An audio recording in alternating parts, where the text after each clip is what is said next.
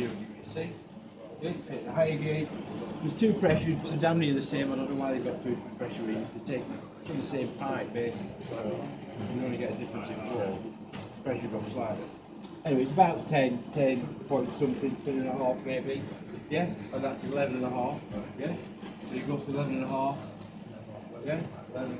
Draw a line. There you draw the line across, right? You then take the three temperatures, 1, 2, 3. Yeah. 13, 14, 15. 15 is the liquid going in the evaporator.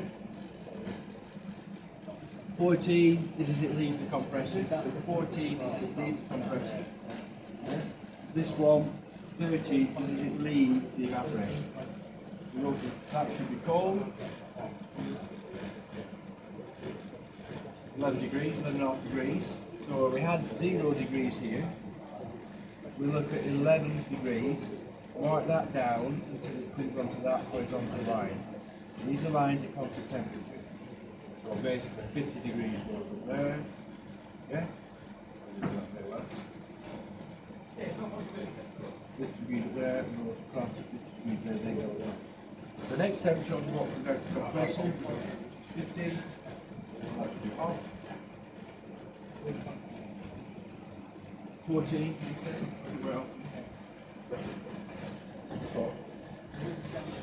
well, that's 67, so we're looking here at 67.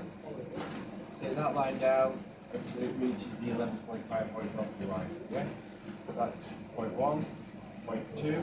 The next one is when it's condensed all that, we're putting the condenser, it's all now a liquid, and it's actually cooler than its boiling point, which is called subcooled. Yeah? And that's 14. No, 15. That's what the arms are going behind. 15. Okay? Flow, expected value. So that's 38 degrees. You come across here to 38. Draw a line up to 11.5. It's 11.5, it's only very slightly subcooled. That's because it's working quite hard, isn't it? Are you videoing? Yeah. I'm short, I can't see everything. Sorry. So you've got point 1, point 2, point 3. So you now can draw your chart, draw your cycle. You then work out your COP, so you extract those points down or up to the top. And you measure the difference between that value and that value, whatever they are, between those two. And that's the amount of kilowatts extraction we would get per kilogram flow of refrigerant. We don't have kilogram flow of refrigerant, this is grams. Really small pipe. Alright, so we're not going to have kilowatts, we're talking about watts really. Okay? But that'll all sort itself out. So we know what that difference is. We know what the network is done by the compressor. We work the COP refrigeration out, the cold part. We divide that into that difference as many times as it go into it. Yeah? The difference between the readings of the top part and the bottom part is that. That's why it's just one extra. It's always be one extra. If you look at the on blackboard, what I'll show you, you'll have H1 minus H2 and over H2 minus. That's all you're doing is basically the difference in those two. The difference in those two dividing one into the other. I'd rather you understand the mechanics of it than just look at an equation sheet. Yeah?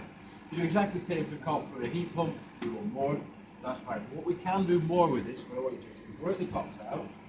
Okay. You then looking at the refrigerant flow, we can now work out exactly how many watts is being extracted. So this is per kilogram flow of refrigerant.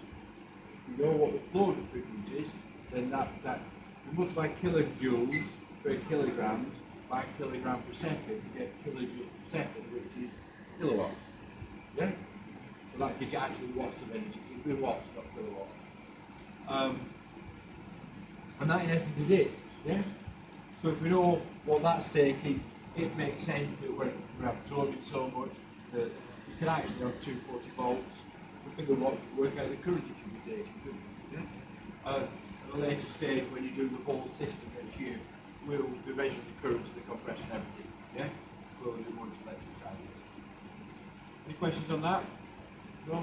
We have two heaters. Previously, the previous group, well, we started off with this had was freezing below zero.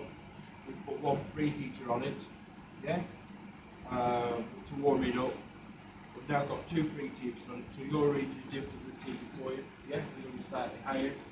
And what you would do next year is know what the air is coming in, yeah, know what heat we put in the preheater, so we know there's a difference here.